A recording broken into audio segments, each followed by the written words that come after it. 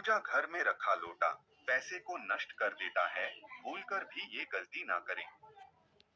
नमस्कार दोस्तों, आप सभी का हार्दिक स्वागत है। प्रिय भक्तों, आज हम बात करेंगे कि मंदिर में रखा हुआ लोटा जल क्यों इतना महत्वपूर्ण है और उसे किस सही तरीके से उपयोग में लाना चाहिए। साथ ही हम यह भी जानेंगे कि मंदिर में लोटा किस धातु का होना चाहिए, क्या पीतल, तांबा या कुछ और। कई लोग इस बारे में अनजाने में गलतियां कर देते हैं और बाद में उन्हें पछताना पड़ता है। इस वीडियो में हम आपको बताएंगे कि इन गलतियों से कैसे बचें, क्योंकि इससे नुकसान हो सकता है।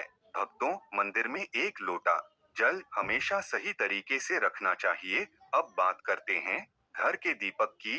क्या आपको तांबे, लोहे, पीतल, कांसे, स्टील या मिट्टी का दीपक रखना चाहिए? सही दीपक का चुनाव ना करने पर भी घर में परेशानियां आ सकती हैं। और दीपक की बाती का चुनाव भी जरूरी है। क्या कच्चा कलावा ठीक है या फिर रुई या सूती धागा सही रहेगा? इन छोटी छोटी बातों का अनदेखा करने से पितृ दोष, क्षण दोष, काल सर्प दोष या गरीबी जैसी समस्याएं हो सकती हैं। प्रिय भक्तों, यदि आप इस वीडियो को बीच में छोड़ने का सोच रहे हैं, तो आप अभी छोड़ सकते हैं। लेकिन कृपया ध्यान रखें, अगर आप लक्ष्मी माता का अपमान करते हैं, तो यह आपके लिए शुभ नहीं रहेगा। अब बहुत से लोग यह सवाल पूछते हैं कि मुख्य द्वार पर जल छिड़कने का सही समय और तरीका क्या है? क्या इसे स्नान के बाद करना चाहिए या बिना स्नान के भी किया जा सकता है? और क्या झाड़ू लगाने से पहले जल छिड़कना चाहिए या बाद में? एक और सवाल है जो अक्सर पूछा जाता है, वह है कि क्या पीरियड्स के दौरान मुख्य द्वार पर जल छिड़क सकते हैं या दीप दान कर सकते हैं? और भक्तों, जब मुख्य द्वार पर जल चढ़ाएं, तो इसे अंदर की तरफ से चढ़ाएं या बाहर की तरफ से? फ्लैट या किराए के घर में रहने वाले लोग भी पूछते हैं कि मुख्य द्वार पर दीपदान और जल छिड़कने का सही तरीका क्या है। आज का वीडियो इन्हीं सवालों के जवाब पर आधारित है। सबसे पहले हम यह जानेंगे कि घर के बाहर और अंदर दीपक जलाने के क्या फायदे हैं। खासकर घर के बाहर दीपक जलाने से जो 5 बड़े फायदे होते हैं, वह आपको चौंका सकते हैं। भगवान की पूजा में दीपक जलाने का महत्व तो सभी जानते हैं। प्रिय भक्तों, हिंदू धर्म में देसी घी या सरसों के तेल का दीपक जलाना बेहद शुभ माना जाता है तथा तिल के तेल का दीपक भी जलाया जाता है। लेकिन भगवान के सामने दीप जलाना केवल पूजा का एक तरीका नहीं है, बल्कि घर के अंदर और बाहर दीपक जलाने से कई लाभ मिलते हैं। दीपक जलाने से न केवल सकारात्मक ऊर्जा उत्पन्न होती है, बल्कि 5 बड़े फायदे भी मिलते हैं। तो आइए जानते हैं। लेकिन उससे पहले भक्तों, वीडियो को एक प्यारा सा लाइक जरूर करें ताकि ऐसी ही जानकारी आपको सबसे जल्द प्राप्त हो सके। और हाँ प्रिय भक्तों, कमेंट बॉक्स में जय लक्ष्मी माता लिखना मत भूलिएगा। दोस्तों देखिए, बात ऐसी है कि हमारा काम तो है सलाह देने का। हम तो केवल सलाह ही दे सकते हैं। अब आप इसको मानो या ना मानो, आपकी मर्जी। लेकिन भक्तों, एक बात जरूर कहेंगे कि अगर मान लोगे तो आपका बेड़ा पार हो जाएगा। इस वीडियो को अंत तक देखने के बाद आपको किसी भी प्रकार की परेशानी का सामना नहीं करना पड़ेगा। आगे आपकी मर्जी, आप खुद ही इतने समझदार हो। तो चलिए प्रिय भक्तों, इस वीडियो में हम ज्यादा बकवास ना करते हुए वीडियो को शुरू करते हैं। नंबर 1, पृथ्वी से अंधकार दूर होता है।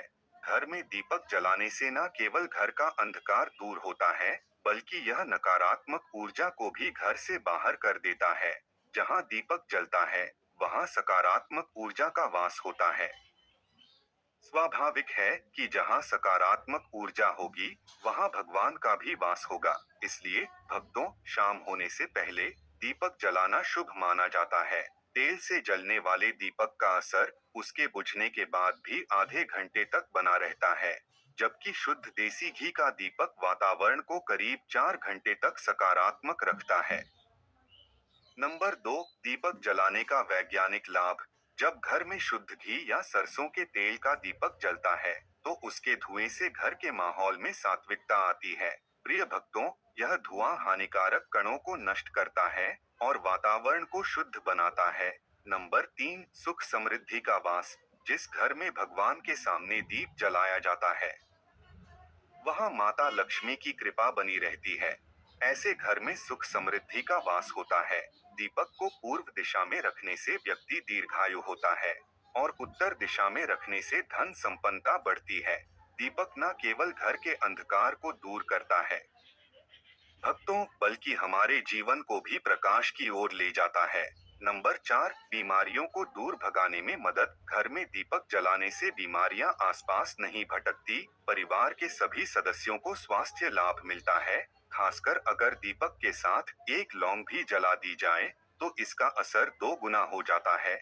यह त्वचा संबंधी बीमारियों को दूर करने में मदद करता है। नंबर 5, शुभ शक्तियों को आकर्षित करना। सनातन धर्म के अनुसार जिस घर में सुबह शाम दीपक जलाया जाता है वहां कभी अंधकार नहीं होता। प्रिय भक्तों, ऐसा घर शुभ शक्तियों को आकर्षित करता है। जलता हुआ दीपक शुभ शक्तियों को चुंबक की तरह खींचता है, जो घर के लिए अत्यंत लाभकारी होता है। तो भक्तों, अब जानते हैं कि मुख्य द्वार पर जल छिड़कने का सही समय और विधि क्या है। अगर आप मुख्य द्वार पर जल चढ़ाते हैं तो आपको यह ध्यान रखना है कि जल को रात में सोने से पहले एक पात्र में भर कर रखना चाहिए। आप कोई भी पात्र ले सकते हैं, जैसे तांबे, पीतल, स्टील या चांदी का। यदि गंगाजल उपलब्ध हो तो उसे थोड़ी मात्रा में डालें और फिर शुद्ध जल से पात्र भर दें। अगर गंगाजल नहीं है तो केवल शुद्ध जल भी पर्याप्त है। इस जल से भरे पात्र को अपने घर की रसोई में रख दीजिए। सुबह उठकर इस जल का छिड़काव अपने घर के मुख्य द्वार पर करें। मुख्य द्वार पर सुबह सबसे पहले छिड़का गया जल घर की सभी समस्याओं को दूर करता है। प्रिय भक्तों, यदि आप नकारात्मक ऊर्जा, मानसिक परेशानी, आर्थिक तंगी या वास्तु दोष से परेशान हैं, तो यह उपाय आपकी मदद करेगा।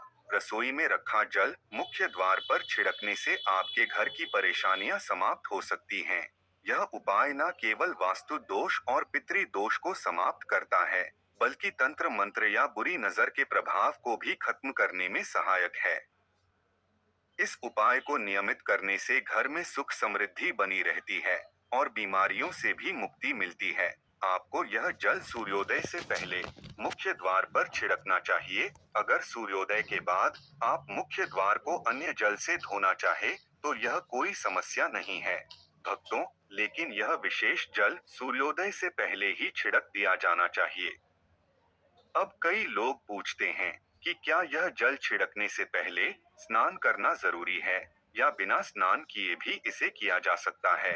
देखिए, जो जल हम सुबह मुख्य द्वार पर छिड़कते हैं वह एक महत्वपूर्ण उपाय है। इसे स्नान करने के बाद करना आवश्यक नहीं है।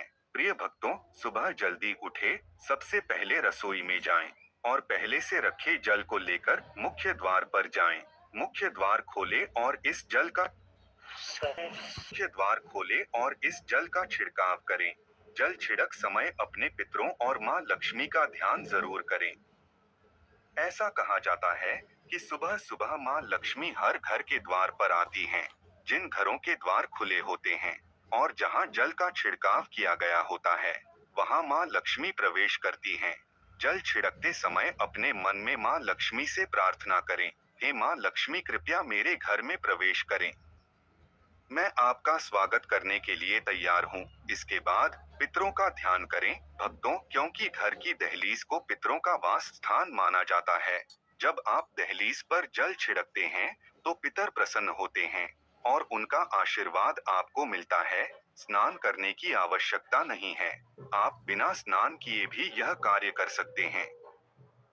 अब आपके अगले प्रश्न की बात करें, क्या जल का छिड़काव झाड़ू लगाने के बाद करना चाहिए या पहले? इसका उत्तर यह है कि सुबह उठने के बाद सबसे पहला कार्य जल का छिड़काव करना चाहिए। इसके बाद आप झाड़ू लगा सकते हैं। सुबह उठते ही सबसे पहले बिस्तर पर बैठकर अपने दोनों हथेलियों को देखें और मां लक्ष्मी का ध्यान करें। प्रिय भक्तों, यदि चाहे तो निम्न मंत्र का उच्चारण कर सकते हैं। कराग्रे वस्ते लक्ष्मी कर, मध्य सरस्वती कर, मूले तु ब्रह्मा प्रभाते कर दर्शन। फिर दोनों हाथ जोड़कर देवी देवताओं को प्रणाम करें। इसके बाद हाथ से धरती को स्पर्श कर प्रणाम करें और धीरे से अपना दाहिना पांव जमीन पर रखें। फिर रसोई में जाकर जल ले और मुख्य द्वार पर जल छिड़के। जल छिड़कते समय मां लक्ष्मी और पिता का ध्यान अवश्य करें। भक्तों, उसके बाद आप अपने घर के अंदर आकर अपनी दिनचर्या जैसे झाड़ू लगाना, स्नान करना आदि कर सकते हैं। अब कुछ लोगों का यह सवाल होता है कि क्या जल छिड़कने के बाद मुख्य द्वार की सफाई की जा सकती है?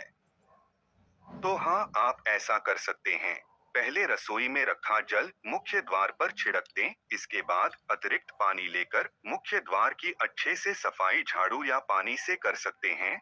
कुछ लोग पूछते हैं कि अगर वे फ्लैट या किराए के एक कमरे में रहते हैं, तो जल का छिड़काव और दीप दान कहाँ करें? तो इसका उत्तर यह है कि आप जहां रहते हैं, प्रिय भक्तों, वहां के मुख्य द्वार को ही माने। मतलब कि जिस दरवाजे पर आपका नाम लिखा हो या नेम प्लेट लगी हो, वहीं जल छिड़के और दीप दान करें। अगर आपके पास एक ही कमरा है, तो कमरे के दरवाजे को मुख्य द्वार माने और वहीं पर यह उपाय करें। अब अगला सवाल यह है कि क्या पीरियड्स के दौरान मुख्य द्वार पर जल छिड़का जा सकता है और दीप दान किया जा सकता है? जल छिड़कने के लिए पीरियड्स का कोई असर नहीं होता। आप जल छिड़क सकते हैं, लेकिन दीप दान कार्मिक पूजा में आता है, भक्तों, जो बिना शुद्धता के नहीं किया जा सकता। इसका मतलब यह है कि पीरियड्स समाप्त होने के बाद ही दीप दान करें। इसके अलावा कुछ लोग पूछते हैं कि मंदिर में जल रखना जरूरी है या नहीं, और रखा हुआ जल क्या करना चाहिए? तो शास्त्रों के अनुसार घर के मंदिर में एक लोटा जल रखना बहुत जरूरी है। जल ऊर्जा को संचित करता है। जब आप पूजा करते हैं, मंत्र जपते हैं या भगवान से प्रार्थना करते हैं, तो इन सभी की ऊर्जा उस जल में समाहित हो जाती है। यही कारण है कि मंदिर में जल रखना आवश्यक है। प्रिय भक्तों, सुबह की पूजा के दौरान एक लोटा जल मंदिर में रखें और दीपक जलाएं। यह अग्नि और जल के संतुलन का प्रतीक है। पूजा के बाद इस जल का उपयोग शुभ कार्यों में करें, जैसे पौधों में डालना या घर में छिड़काव करना। यह सकारात्मक ऊर्जा को बढ़ाता है। सुबह की पूजा के समय हम मंदिर में जल रखते हैं। अगली सुबह जब आप पूजा करने जाते हैं, तो सबसे पहले उस जल का उपयोग करें। आप पूरे घर में उस जल का छिड़काव कर सकते हैं। यह जल आपके घर को शुद्ध करता है, क्योंकि यह सकारात्मक ऊर्जा से भरा होता है। इससे कई बीमारियां भी दूर हो जाती हैं और घर में नकारात्मक ऊर्जा का प्रवेश नहीं होता। भक्तों, अगर आप नियमित रूप से इस जल का छिड़काव करते हैं, तो आपके घर की समस्याएं धीरे धीरे खत्म हो जाती हैं। कभी कभी लोग यह शिकायत करते हैं कि दवाइयां असर नहीं करती। ऐसे में अगर दवाइयों के साथ साथ रोगी को इस जल से पानी दिया जाए, तो दवाइयां जल्दी असर करने लगती हैं। इसी तरह अगर परिवार में कलह और झगड़े रहते हैं, तो परिवार के सभी सदस्य इस जल को थोड़ा थोड़ा पी सकते हैं। इससे धीरे धीरे सकारात्मक विचारों का प्रवाह शुरू होता है और घर में शांति और समन्वय आता है। प्रिय भक्तों, अगर आपका कोई व्यापार है या दुकान है, तो इस जल का थोड़ा सा छिड़काव वहां भी करें।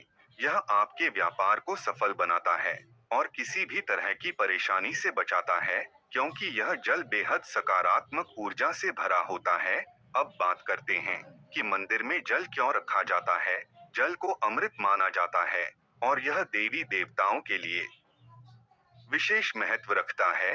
भक्तों, मंदिर में एक लोटा जल रखना उतना ही आवश्यक है जितना कि आप रोजाना भोजन करते हैं। जब हम भगवान की पूजा करते हैं, तो तांबे या पीतल के पात्र में एक लोटा जल जरूर रखना चाहिए। यह जल एक सागर की तरह होता है और हमारे जीवन के दुखों को समाप्त करने में मदद करता है।